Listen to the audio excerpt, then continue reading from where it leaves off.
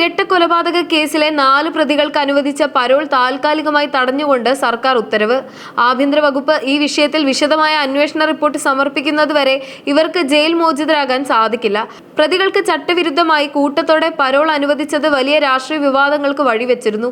Youth Congress പ്രവർത്തകരായ കൃപേഷിനെയും ശരത് ലാലിനെയും അതിക്രൂരമായി കൊലപ്പെടുത്തിയ കേസ് കേരളത്തിന്റെ മനസാക്ഷിയെ തന്നെ പിടിച്ചുകുലുക്കിയ ഒന്നായിരുന്നുവെങ്കിൽ ആ കേസിലെ പ്രതികൾക്ക് സർക്കാരിന്റെ കാലാവധി അവസാനിക്കുന്നതിന് തൊട്ടു മുമ്പുള്ള നാളുകളിൽ കൂട്ടത്തോടെ പരോൾ അനുവദിച്ചത് വലിയൊരു രാഷ്ട്രീയ വിവാദത്തിനാണ് തിരികൊളുത്തിയത്. നീതി ലഭിക്കാൻ വേണ്ടി വർഷങ്ങളോളം നിയമപോരാട്ടം നടത്തിയ ഇരകളുടെ കുടുംബങ്ങളെയും വിഷയത്തിൽ ഭരണകൂടത്തിന്റെ ഒത്താശയുണ്ടെന്ന് ആരോപിച്ച പ്രതിപക്ഷത്തെയും ഒരുപോലെ പ്രകോപിപ്പിച്ച ഈ നടപടി തികച്ചും സംശയത്തിന്റെ നിഴലിലായിട്ടാണ് അവസാനിച്ചത്.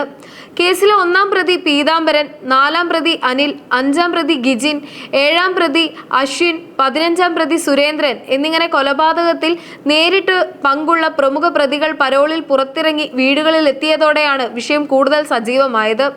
കൊലപാതക കേസിലെ പ്രതികൾക്ക് യാതൊരു തടസ്സവുമില്ലാതെ ഇത്രയും എളുപ്പത്തിൽ, അതും കൂട്ടത്തോടെ പരോൾ ലഭിച്ചത് ജയിൽ നിയമങ്ങളുടെയും ചട്ടങ്ങളുടെയും നഗ്നമായ ലംഘനമാണെന്ന് വ്യാപകമായ വിമർശനങ്ങൾ ഉയരുകയുണ്ടായി. രാഷ്ട്രീയ സ്വാധീനം ഉപയോഗിച്ച് ഭരണകൂടത്തിന്റെ അറിവോടെയാണ് ഈ പരോൾ നടപടികൾ വേഗത്തിലാക്കിയതെന്നും സർക്കാർ അധികാരമൊഴിയുന്ന അവസാന മണിക്കൂറുകളിൽ ഇത്തരമൊരു നീക്കം നടത്തിയത് പ്രതികളെ സംരക്ഷിക്കാനുള്ള ഗൂഢലക്ഷ്യത്തോടെയാണെന്നും പ്രതിപക്ഷം ശക്തമായി ആരോപിച്ചു.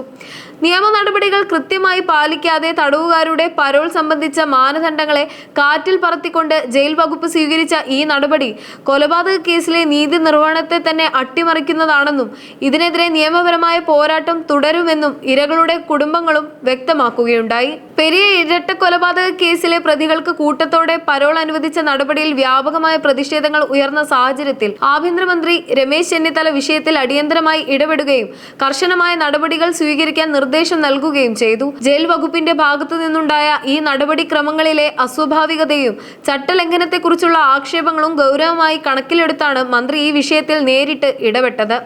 ഇതിന്റെ ഭാഗമായി സംഭവത്തിൽ സമഗ്രമായ അന്വേഷണം നടത്തി അടിയന്തരമായി റിപ്പോർട്ട് സമർപ്പിക്കണമെന്ന് ആഭ്യന്തര വകുപ്പ് അഡീഷണൽ ചീഫ് സെക്രട്ടറി ബിശ്വനാഥ് സിൻഹയ്ക്ക് മന്ത്രി നിർദ്ദേശം നൽകുകയുണ്ടായി. പരോൾ അനുവദിച്ച നടപടിക്രമങ്ങൾ നിലവിലുള്ള ജയിൽ ചട്ടങ്ങൾക്കും നിയമങ്ങൾക്കും അനുസൃതമാണോ എന്ന് കൃത്യമായി പരിശോധിക്കുക. ജയിൽ വകുപ്പിന്റെ ഭാഗത്തു നിന്നോ ഉദ്യോഗസ്ഥരുടെ ഭാഗത്തു നിന്നോ ഏതെങ്കിലും തരത്തിലുള്ള വീഴ്ചകളോ നിയമവിരുദ്ധമായ ഇടപെടലുകളോ ഉണ്ടായിട്ടുണ്ടോ എന്ന് അന്വേഷിക്കുക എന്നിവയാണ് ഈ അന്വേഷണത്തിന്റെ പ്രധാന പരിധിയിൽ വരുന്നത്. അന്വേഷണം പൂർത്തിയാക്കി അന്തിമ റിപ്പോർട്ട് ലഭിക്കുന്നതുവരെ പ്രതികളുടെ പരോൾ നടപടികൾ നിർത്തിവെക്കാൻ ബന്ധപ്പെട്ട ജയിൽ അധികൃതർക്ക് ആഭ്യന്തരമന്ത്രി കർശന നിർദ്ദേശം നൽകുകയും ചെയ്തു. ഇതോടെ വിവാദമായ ഈ പരോൾ നീക്കം തൽക്കാലത്തേക്ക് തടയപ്പെടുകയും സംഭവത്തിലെ നിയമപരമായ വശങ്ങളും ഉദ്യോഗസ്ഥരുടെ വീഴ്ചയും ആഭ്യന്തര വകുപ്പ് വിശദമായി പരിശോധിക്കാൻ തുടക്കം കുറിക്കുകയും ചെയ്തു. പെരിയ കല്ലോട്ടെ യൂത്ത് കോൺഗ്രസ് പ്രവർത്തകരായ കൃപേഷും ശരത് ലാലും 2019 ഫെബ്രുവരി 17 വെട്ടേറ്റ് മരിച്ചത്. രാഷ്ട്രീയ കേരളത്തെ പിടിച്ചുകുലുക്കിയ ഈ കൊലപാതകത്തിൽ CPM പ്രാദേശിക നേതാക്കൾ ഉൾപ്പെടെയുള്ളവർ പ്രതികളായിരുന്നു. കേസ് CBIക്ക് വിടണമെന്നാവശ്യപ്പെട്ട് കുടുംബം നടത്തിയ നിയമ പോരാട്ടങ്ങൾ ശ്രദ്ധേയമായിരുന്നു.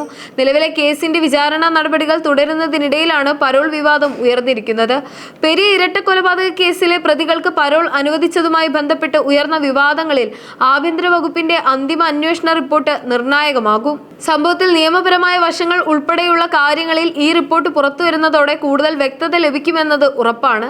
പരോൾ അനുവദിച്ച നടപടിക്രമങ്ങളിൽ സർക്കാർ ചട്ടങ്ങളും നിയമങ്ങളും ലംഘിക്കപ്പെട്ടിട്ടുണ്ട് തെളിഞ്ഞാൽ ഉത്തരവാദികളായ ഉദ്യോഗസ്ഥർക്കെതിരെ കർശനമായ അച്ചടക്ക നടപടികൾ സ്വീകരിക്കാൻ സാധ്യതയുണ്ട്. നിയമ നടപടികളിൽ വീഴ്ച വരുത്തിയതിനും അധികാരം ദുർവിനിയോഗം ചെയ്തതിനും ഉദ്യോഗസ്ഥർക്ക് ചോദ്യം നേരിടേണ്ടി വരും. അതേസമയം നിലവിൽ പരോളിൽ പുറത്തിറങ്ങിയ പ്രതികൾക്ക് പരോൾ കാലാവധി പൂർത്തിയാകുന്നതിന് മുൻപേ തിരികെ ജയിലിലേക്ക് മടങ്ങേണ്ടി വരുമോ എന്ന കാര്യത്തിൽ വലിയ അനിശ്ചിതത്വമാണ് നിലനിൽക്കുന്നത്. അന്വേഷണ റിപ്പോർട്ടിലെ കണ്ടെത്തലുകളും സർക്കാരിന്റെ തുടർ നടപടികളുമാണ് ഇക്കാര്യത്തിൽ അന്തിമ തീരുമാനം എടുക്കുക.